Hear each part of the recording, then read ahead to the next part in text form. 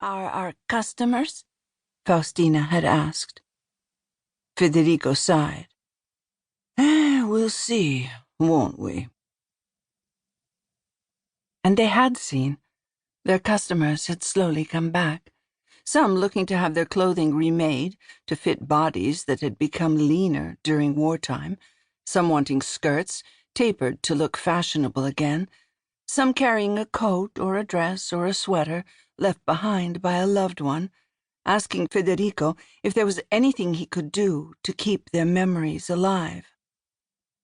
I can help, Giovanna told a young mother whose husband had died only 6 months after their child had entered the world.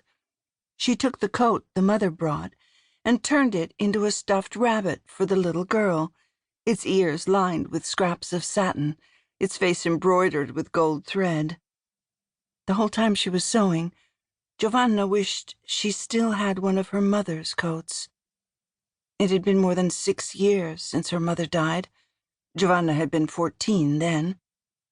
She wished she'd been able to carry a small piece of her mother with her all these years, hold that piece in her arms, keep her close. Giovanna sewed her own longing into that bunny.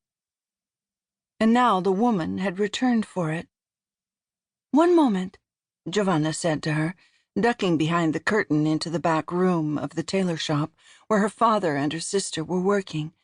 She picked the stuffed rabbit off the high shelf where she'd left it to keep it safe. That's beautiful, Giovannina, her father said, admiring the rabbit in Giovanna's hands. Where did you find a pattern for that? Giovanna smiled. I made one up, she told him. It was something she'd loved to do. Imagine a dress, a shirt, a jacket, or in this case a stuffed rabbit, in her mind's eye, and then create it. I bet we could sell those, Faustina said, an A-line skirt resting on the sewing machine in front of her. Do you want me to see if Berto can get some scraps of fabric so you can make more? I can make the pattern for you if you'd like to make them, Giovanna said, as she headed back into the public part of the shop. But I'd rather work on clothing, if that's okay. She loved how a beautifully fitting dress could give a woman confidence, how perfectly tailored pants could make a boy feel like a man.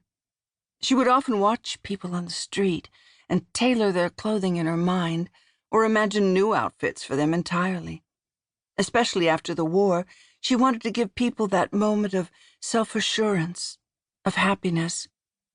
But she was glad she was able to make this toy so a little girl could have a physical reminder of her father.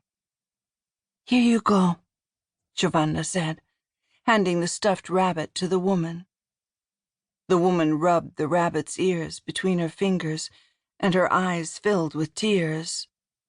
What do I owe you? She asked.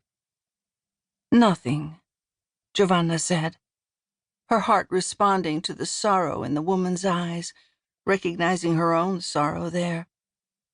It's my gift to your daughter. Oh, you must take something, the woman said. Perhaps a trade. I still have some plum jam from this summer. I can bring a jar by tomorrow. That sounds perfect, Giovanna said, recognizing in the woman a need for fairness. My family and I love plum jam. During the war, they'd gotten used to trading, for work, for food, for clothing, a way to make sure everyone had what they needed. The woman smiled when she took hold of the toy. Angelina will love this, she said, putting the stuffed rabbit in her purse. Thank you. You're welcome, Giovanna told her, noticing how loosely the woman's clothing hung on her body, wondering whether it was sorrow or scarcity that had stolen her appetite. When Giovanna looked up, there was another customer waiting. A young man, about her age, with warm brown eyes, looking at her intently. The intensity of his gaze made her heart flutter. Giovanna's eyes locked with his, and she couldn't look away. It felt like he was looking straight